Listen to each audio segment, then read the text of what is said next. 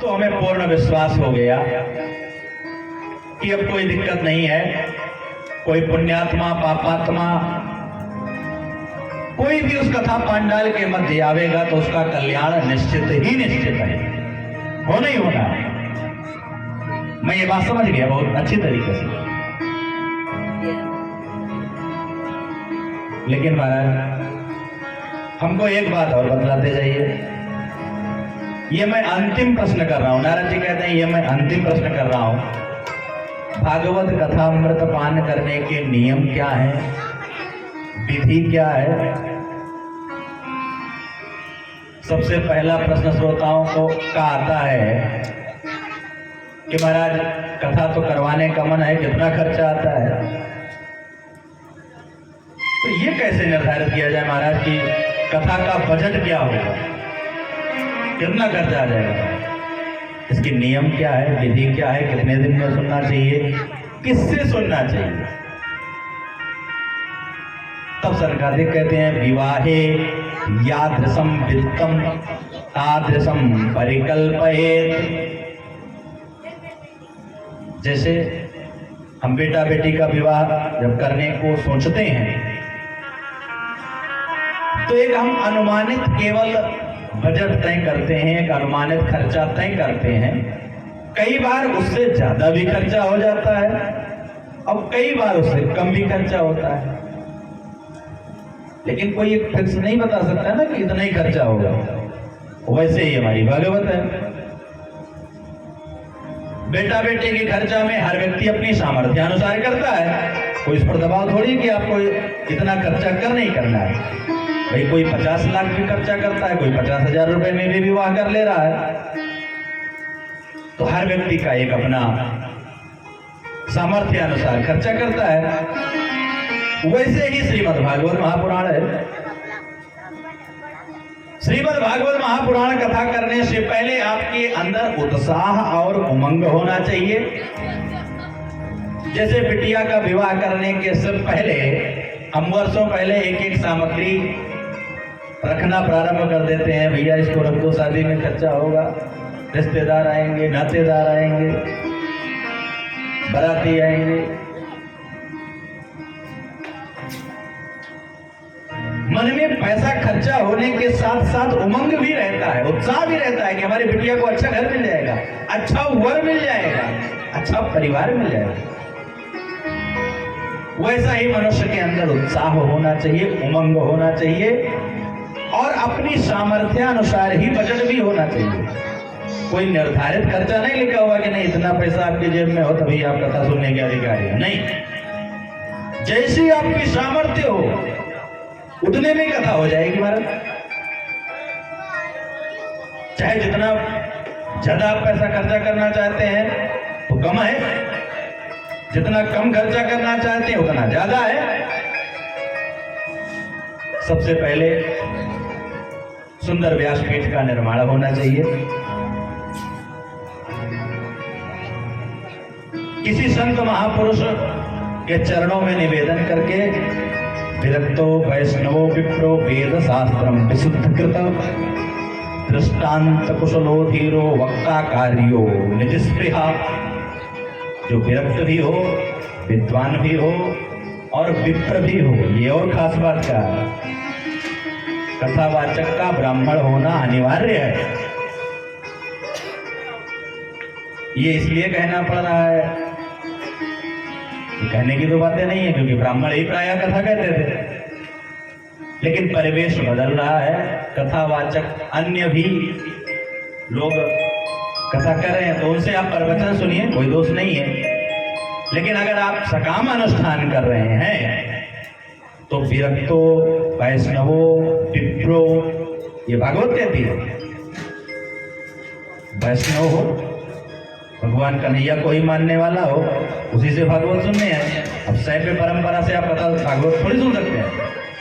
और विप्र भी हो, वेद शास्त्रम विशुद्ध चित्र, जो वेद का, शास्त्र का, महापुराण का विशुद्ध उच्चारण कर सके, दृष्टांत कुशलो धीरो, अपनी बात को उदाहरण दृष्टांत दे देकर समझा सके। भाई हम कथा सुनाकर 7 दिन चले जाएं, आपके पल्ले कुछ पड़े ही नहीं। काम तो हम तब भी कर रहे हैं जब आपके पल्ले नहीं पड़ रही तब भी। लेकिन अगर वही आपकी बात समझ में आए, दृष्टांत कुशलो धीरो, जिस विधि से समझ में आए, दृष्टांत देने में निपुण हो, वक्ता कार्यो निःस्पृशः, ऐसे ब्राह्मण का वर्ण करके आपको कथा को प्रारंभ करना चाहिए। तुम्हारा शरीर के क्या नियम है? तो कहते हैं भोजनम तु वरम मन्ये कथा श्रवण कारकम, नोपवासो वरम प्रोक्ता कथा विघ्न करो यदि। उपवास रखने में यदि कथा बाधित होती हो तो उपवास का कोई नियम नहीं है। शरीर आपकी जिस विधि से अनुकूल हो वो व्रत आप ले। संभव हो तो दोनों समय व्रत रखें, न संभव हो तो प्रातःकालीन से कथा श्रवण करने तक व्रत रखें। कथा श्रवण के उपरांत आप भोजन कर लें। अगले दिन फिर कथा प्रातःकालीन से लेकर कथा श्रवण कालीन तक आप व्रत रखें। न संभव हो आप दोनों टाइम भोजन करें, तीनों टाइम करें। शरीर आपका जैसे स्वस्थ रहे, विकार ना आवे, इसलिए व्रत का विधान है। व्रत का कोई भागवत में नियम नहीं लिखा है। जैसे आपका शरीर सधे, सुखरूप प्रबोधज्ञा सर्वशास्त्र विशारदम एतत् कथा प्रकाशेन मदगानम विनेशयत। व्यास के रूप में साक्षात सुखदेव बाबा का दर्शन करें और यही मेरे पूरे जीवन की नैया को पार लगा सकते हैं, ऐसा मन में भाव रखें उस कथा वक्ता के प्रति जिससे आप कथा श्रवण करें। सम्मान उसके प्रति कि सुख रूप प्रबोधज्ञ, ये सुख स्वरूप है, सुखदेव बाबा है, यही हमारे अज्ञान अंधकार को यही दूर कर सकते हैं। जो हमारे अंदर अज्ञान का अंधकार व्याप्त है उसको ये अपने ज्ञान का प्रकाश जला करके यही दूर कर सकते हैं।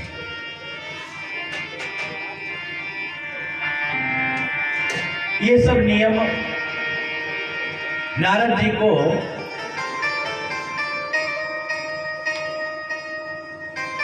श्री सनकादिक सनक सनंदन सनातन सनत कुमार बता ही रहे हैं। नारद जी ने कहा महाराज एक सप्ताह तक व्यक्ति को खाली कथा ही श्रवण करना चाहिए कि कुछ पूजन पाठ के भी नियम है? तो कह रहे नहीं, एक कर्मकांडी ब्राह्मण हो जो पूजन पाठ श्रीमद् भागवत की मूल संहिता का पारायण करे, एक ब्राह्मण हो जो भगवान के द्वादशाक्षर मंत्र का जाप करता रहे। कथा में अगर कुछ रोचकता की कमी हो, जैसे औषधि पान करते समय, औषधि मतलब दवा खाते समय अगर दवा कड़वी है तो वैद्य सलाह देता है, डॉक्टर सलाह देता है कि शहद में मिलाकर इसको चाट लेना, तो आपको कसैला भी नहीं लगेगा, तीखा भी नहीं लगेगा और आपकी मर्ज भी ठीक हो जाएगी। तो कलयुग में श्रोता कथा औषधि, कथा रूपी दवा पान करने में अगर सक्षम नहीं है तो कथा के मध्य बीच बीच में संकीर्तन भी होता रहे। ये तो चटनी है, बीच बीच में चाटते हुए कथा सुनते रहो भाई। अगर आपको आलस से लगता है, आपको लगता है कि भाई थोड़ा सा शरीर शिथिल हो जाता है, महाराज जी कथा सुनने लगते हैं शरीर ही शिथिल हो जाता है। कई जगह तो श्रोता सोते हुए पाए जाते हैं। महाराज इतना आनंद आया, और पूछो प्रसंग क्या था, तो महाराज हम पीछे थे, थोड़ा झपकी लग गई थी उस समय, जो जिस प्रसंग की आप बात कर रहे हैं। तो शरीर में आलस से आवे, शिथिलता आवे, तब तक तबले की थाप पड़ जावे तो फटाक से अपने आप नींद खुल जाए फिर। तो इसलिए संगीत रूपी चटनी भी बीच बीच में लग जावे। अरे जैसे महाराज संगीत की बात की, तैसे नारद जी ने तो अपनी वीणा संभाल ली।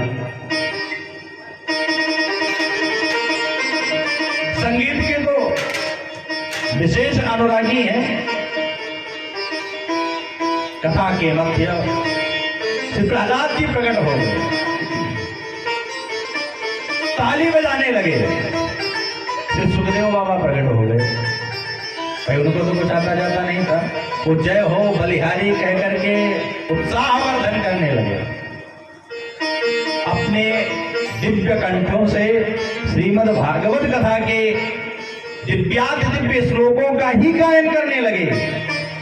कहानी सुनहि अनुमोदन करहि, सबकी विशेष भूमिका होती है। भाई जिसको जो विद्या प्राप्त है वो उस विद्या का गान कर रहा है। प्रहलाद स्थलधारधारी तरलिगतया जोद्धवस्कांशधारी,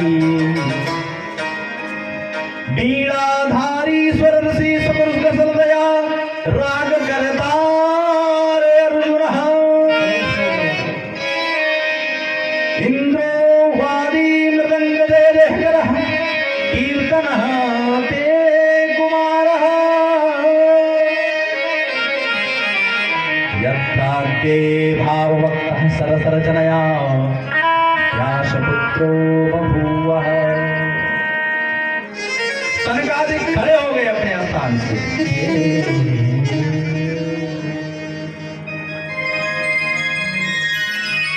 इंद्र ने मृदंग को संभाल लिया, नारद जी ने वीणा पर ध्यान देना शुरू किया।